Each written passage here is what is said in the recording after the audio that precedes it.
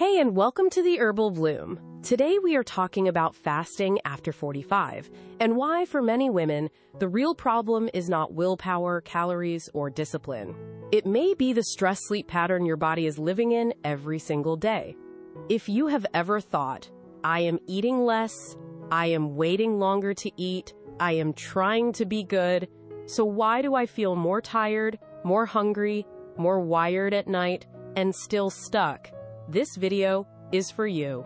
Because after 45, and especially during perimenopause and menopause, the body often becomes less tolerant of stress stacked on top of stress. And fasting can be helpful for some people in some seasons when the foundation is steady. But if your sleep is broken, your mornings are rushed, your caffeine is doing half the work, your meals are too light, and your nervous system is constantly on alert, then a longer fasting window may not feel like a reset. It may feel like one more demand. Before we go deeper, a gentle note. This video is for education and general wellness support. It is not medical advice. If you have diabetes, blood sugar problems, a history of disordered eating, thyroid disease, adrenal or hormonal conditions, or if you take medication that is affected by food timing, please speak with a qualified healthcare professional before changing your eating schedule. Now let's make this simple. A lot of women try fasting because they hear it can help with weight, metabolism, cravings, blood sugar, or inflammation. And sometimes the advice sounds very clean. Just stop eating earlier, delay breakfast, and let your body burn stored energy. But your body is not a calculator. Your body is a living system. It reads food, sleep, stress, light, movement, hormones, and safety signals together. So when fasting feels amazing for one woman and awful for another, it does not always mean one is doing it right and the other is doing it wrong. It may mean their internal stress load is different. Think of your body like a phone battery. If your battery is fully charged, turning on low power mode can help you go longer. But if your battery is already at 8%, low power mode is not the main solution. You need a charger. For many women after 45, fasting is being added to a body that is already running on low battery. And the signs can be easy to miss. You wake up tired, even after a full night in bed. You need coffee before you can think clearly. You feel pretty controlled in the morning, but by late afternoon, your energy drops hard. You feel snacky at night, even if you were good all day. You wake between 2 and 4 a.m., with your mind suddenly active. You feel puffy, tense, or inflamed. You are doing more restriction, but your body feels less responsive. That is the stress-sleep pattern, and if you do not address it first, fasting can become frustrating. Let's talk about why. When we say stress, we are not only talking about emotional stress. We are talking about the total load your body has to manage. Poor sleep is a stress. Under-eating protein is a stress. Skipping meals when your day is already demanding can be a stress. Too much caffeine on an empty stomach can be a stress. Hard workouts without recovery can be a stress. Constant mental pressure is a stress. Even trying to be perfect with wellness can become a stress. Your body does not separate these into neat categories. It receives the combined message. And one of the major hormones involved in that message is cortisol. Cortisol is not bad. You need it. It helps you wake up in the morning. It helps regulate energy, inflammation, blood pressure, and your response to challenge. The problem is not cortisol itself. The problem is when your cortisol rhythm becomes poorly timed, too high at the wrong moment, or constantly activated because your body does not feel safe enough to settle. A healthy rhythm usually looks something like this. Cortisol rises in the morning to help you wake, then gradually declines through the day so your body can prepare for rest at night. But many women after 45 are living in the opposite rhythm. They wake tired, push through the day, rely on caffeine, feel a crash in the afternoon, get a second wind at night, and then cannot fully relax. Or they fall asleep but wake in the middle of the night, alert and frustrated. Then the next morning, they delay breakfast because they are fasting. And sometimes that works, but sometimes the body reads it as, there is not enough energy coming in, and we still have a demanding day ahead. So it leans harder on stress chemistry. That can show up as shakiness, irritability, headaches, cravings, low mood, brain fog, or feeling wired but tired. It can also show up later, not during the fast itself, but at night, when hunger and stress rebound together. This is why the first question is not, how long should I fast? The better first question is, does my body currently feel safe enough to fast well? And safety, in this context, does not mean comfort all the time. It means your body has enough signals that energy is available, sleep is protected, recovery is possible, and the day is not an emergency from morning to night. Now let's connect this to midlife. After 45, many women are entering or already moving through perimenopause. Estrogen and progesterone can fluctuate before they decline more steadily. These shifts can affect sleep, body temperature, mood, insulin sensitivity, appetite, muscle maintenance, and where the body tends to store fat. This does not mean your body is broken. It means the old rules may not work the same way. Maybe in your 30s, you could skip breakfast, drink coffee, work all day, eat a light lunch, and still feel fine. But now the same routine may leave you anxious, foggy, hungry at night, and stuck around the middle. That is not failure. It is feedback. And the feedback may be, before you make the fasting window longer, make the body more stable. So what does that look like? Let's walk through a practical pattern.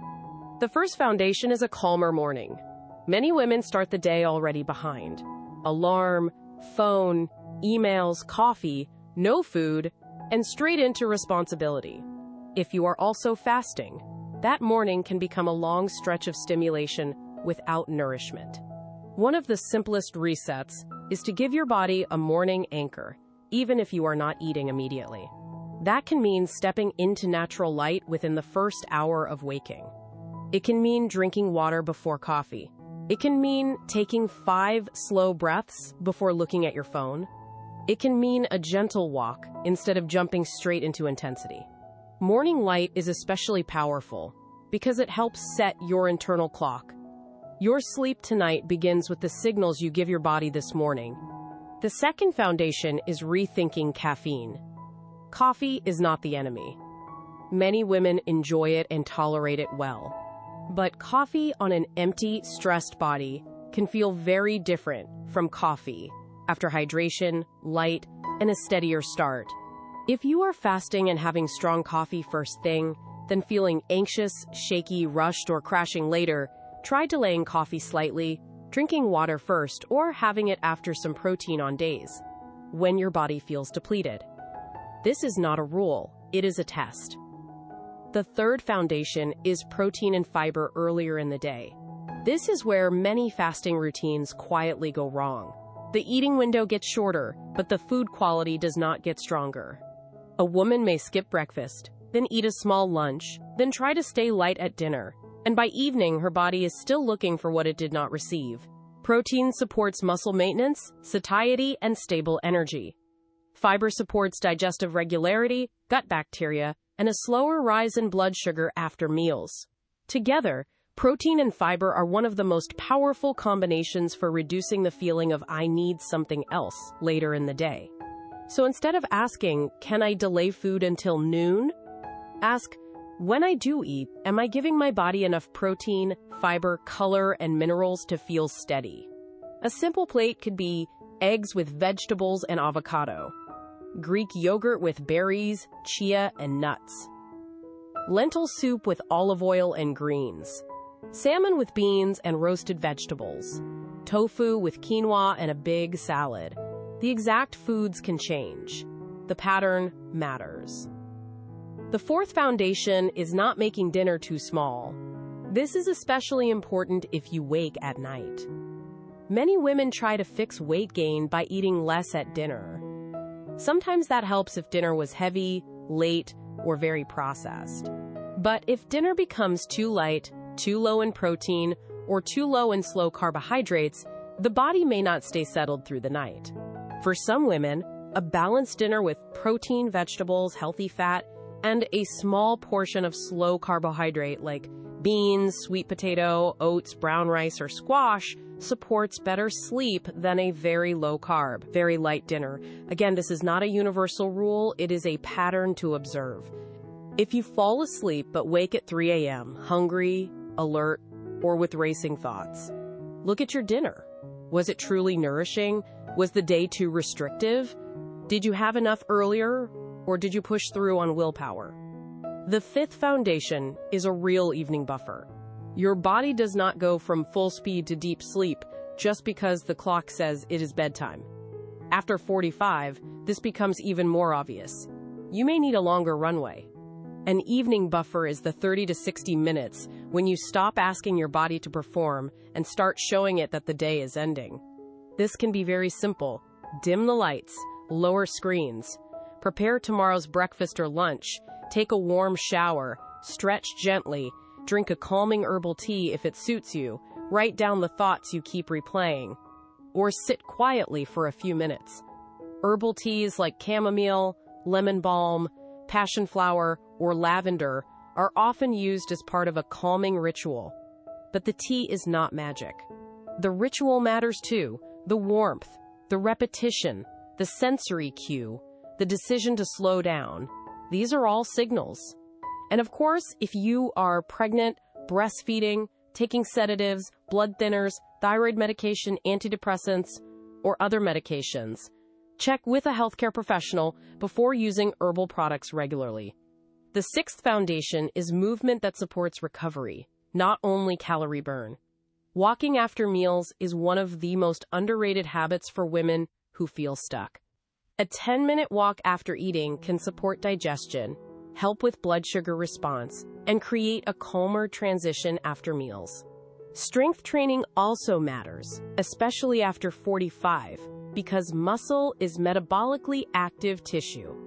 Losing muscle can make the metabolism feel slower and the body less resilient. But the key is to match intensity with recovery. If you are sleeping poorly and fasting aggressively, adding harder workouts may not be the solution. Sometimes the first win is walking, gentle strength, and consistency.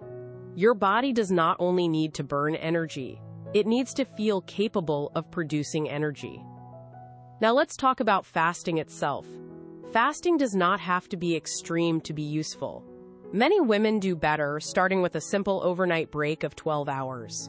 For example, finishing dinner at 7 p.m. and eating breakfast at 7 a.m., or finishing at 7:30 and eating at 8. That may sound too basic, but for a stressed body, basic is often what works. Once sleep, meals, and energy are steadier, some women may feel good with 13 or 14 hours. But jumping quickly into 16, 18, or 20 hours while also dealing with broken sleep, high stress, cravings, or low energy can backfire. The right fasting window is not the one that sounds most impressive. It is the one your body can recover from. A good fasting pattern should leave you feeling clear, steady, and nourished, not obsessive, depleted, cold, irritable, or out of control around food. So here are some signs your current fasting routine may be too much for this season of your body. You are more anxious in the morning. You are relying on more caffeine. Your sleep is getting worse. You are colder than usual. Your workouts feel harder to recover from. You are thinking about food constantly. Your evening cravings are stronger. Your digestion is more sluggish. Your mood is less stable. Or your cycle, if you still have one, becomes more irregular. These are not signs to blame yourself. They are signs to listen. Now, what should you do instead? Here is a simple 7-day reset pattern. For the next 7 days, do not try to make fasting harder. Try to make your body safer. Day 1. Choose a consistent dinner stop time. Not rigid, not perfect, just consistent. Aim to stop eating about 2 to 3 hours before bed, if that works for your life and digestion. Day 2. Add morning light before caffeine. Even 5 minutes outside or near a bright window can begin to shift the rhythm. Day 3. Build your first meal around protein and fiber. Do not start with a tiny meal. Start with a steady meal. Day 4. Take a 10-minute walk after one meal, not for punishment, for rhythm. Day 5, protect your evening buffer. 30 minutes of lower stimulation before bed. Day 6, check your caffeine timing. Many women sleep better when caffeine ends earlier in the day, often by late morning or early afternoon. Day 7, review your signals. How was your energy, hunger, sleep? Cravings, mood, digestion? Do not only look at the scale. The scale is not the only feedback your body gives. After those 7 days, you can decide whether a longer fasting window makes sense. But now, you are deciding from data, not pressure. And this is the main message I want you to take from this video. Fasting after 45 is not just about when you stop eating. It is about whether your body has enough stability to use that break well. If your body is underslept, undernourished, overcaffeinated, and emotionally overloaded, fasting may feel like another stress signal. But if your body is supported with morning light, enough protein, enough fiber, calming routines, realistic movement, and protected sleep, then even a modest overnight fast may feel much better. You do not need to force your body into submission. You need to build trust with it again. So before you ask, how long should I fast? Ask these 3 questions. Am I sleeping well enough to recover? Am I eating enough protein and fiber when I do eat? Am I using fasting as support or as punishment? That last question matters, because the most sustainable wellness routines are not built from panic. They are built from respect.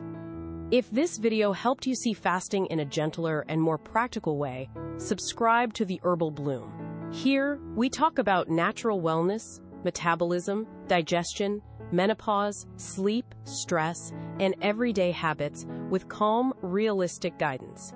No hype, no miracle promises, just better ways to understand your body. And before you go, remember this. After 45, your body is not asking you to be stricter. Very often, it is asking you to become steadier.